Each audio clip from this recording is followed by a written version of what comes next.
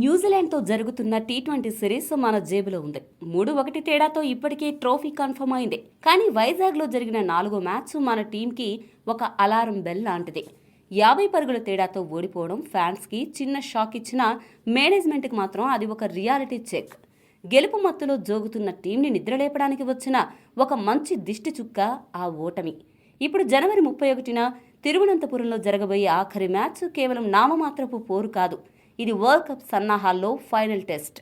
3 విజయాల తర్వాత ఒక్క ఓటమి రావడం మన మంచికే. ఎందుకంటే కింద పడితేనే కదా బలం పుంజుకుని లేచేది. ఈ ఆఖరి యుద్ధానికి మన టీం ఎలాంటి అస్త్రశస్త్రాలతో సిద్ధమవుతుందో, వైజాగ్ తప్పుల నుంచి ఏం పాఠాలు నేర్చుకుందో చూడాలి. Thiruvananthapuram green field stadium pitch report విషయానికొస్తే ఇక్కడ బౌలర్లదే హవా నడిచేలా ఉంది.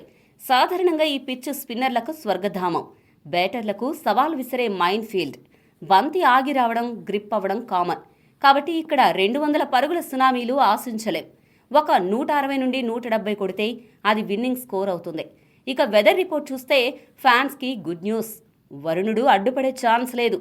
ఆకాశం క్లియర్గా ఉంటుంది. కానీ సాయంత్రం వేళ సముద్రపు గాలి బౌలర్లకు కొంచెం స్వింగ్ అందించవచ్చు. అది కూడా ఆరంభంలో కీలకం అవుతుంది. టాస్ గెలిచిన కెప్టెన్ ఇక్కడ చేజింగ్ చేసే కంటే ముందు బ్యాటింగ్ చేసి స్కోర్ బోర్డు మీద రన్స్ పెట్టడానికే మొగ్గు చూపొచ్చు. ఈ మ్యాచ్లో అందరి కళ్ళు లోకల్ బాయ్ సంజు శాంసన్ మీదే ఉన్నాయి. సొంత గడ్డపై సొంత జనాల మధ్య ఆడుతున్నాడు కాబట్టి సంజు నుండి ఒక బ్లాక్ బస్టర్ ఇన్నింగ్స్ ని ఫ్యాన్స్ ఆశిస్తున్నారు. వైజాగ్లో ఫెయిల్ అయినా మేనేజ్మెంట్ అతనికి మరో ఛాన్స్ ఇవ్వడం ఖాయం. కానీ ప్రపంచ కప్ను దృష్టిలో ఉంచుకుని బ్యాకప్ ప్లాన్స్ పర్ఫెక్ట్గా ఉండడానికి ఈసారి టీం కూర్పులో కొన్ని ఆసక్తికర మార్పులు జరిగేలా ఉన్నాయి. వరల్డ్ కప్లో ఒకవేళ అభిషేక్కి గాయమైతే బ్యాకప్ ఎవరు అన్నదానికి టీమిండియా దగ్గర సమాధానం ఉండాలి.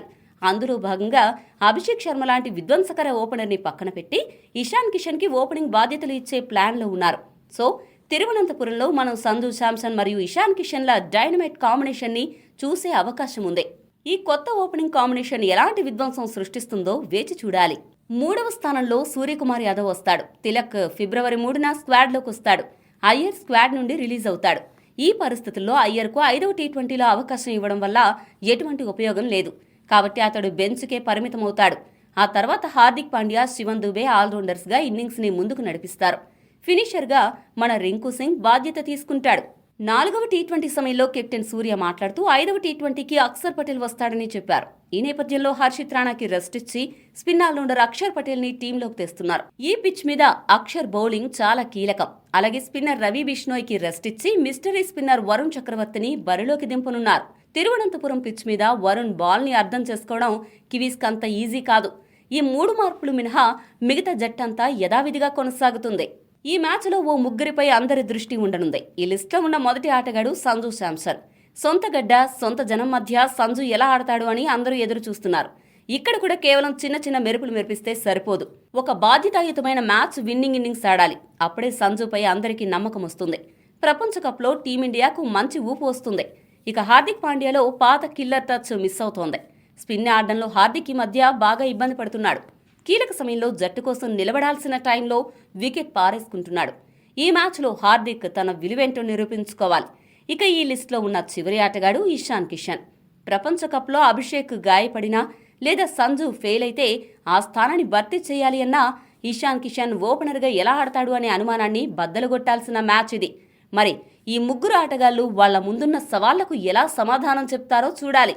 ఇక తిరువనంతపురంలో మనం ఎదుర్కోబోయే పెద్ద పరీక్ష ఏంటో ఇప్పుడు చూద్దాం.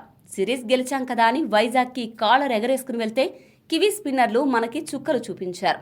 ఇప్పుడు సీన్ తిరువనంతపురానికి మారింది. ఇక్కడ గ్రీన్ ఫీల్డ్ స్టేడియం పిచ్ బ్యాటర్లకు రెడ్ కార్పెట్ వేసే వైజాగ్ పిచ్ కాదు. ఇక్కడ బంతి ఆగి వస్తుంది, గ్రిప్ అవుతుంది, తిరుగుతుంది. ఈ మధ్య మన బ్యాటర్లు స్పిన్ ఆడడం ఎంత వెనకబడ్డారో చూస్తున్నాం. వైజాగ్లోనే శాంట్నర్ని ఆడలేక మన ఊళ్ళు తడబడ్డారు. మరి ఇక్కడ స్పిన్కి అనుకూలించే పిచ్ మీద మన బ్యాటర్లకు నిజమైన అగ్ని పరీక్ష ఎదురు కాబోతోంది. ఇది కేవలం 5వ టీ20 కాదు, మన బ్యాటింగ్ డెప్త్కి, ముఖ్యంగా స్పిన్ని ఎదుర్కొనే సత్తాకి అతిపెద్ద సవాల్. మరి ఈ సవాల్ని మన బ్యాటర్లు ఎలా ఎదుర్కొంటారో చూడాలి. పైన చెప్పిన మార్పులు ఎలా ఉన్నాయి? కొత్త ఓపెనింగ్ జోడీ క్లిక్ అవుతుందా? ఇషాన్ కిషన్ ఓపెనర్గా అదరగొడతాడా? 5వ మ్యాచ్లో మన బ్యాటర్లు న్యూజిలాండ్ స్పిన్ను ఎదుర్కోగలరా? మీ అభిప్రాయాన్ని కామెంట్ చేయండి. మరిన్ని స్పోర్ట్స్ అప్డేట్స్ కోసం మా ఛానల్ను సబ్స్క్రైబ్ చేసుకోండి.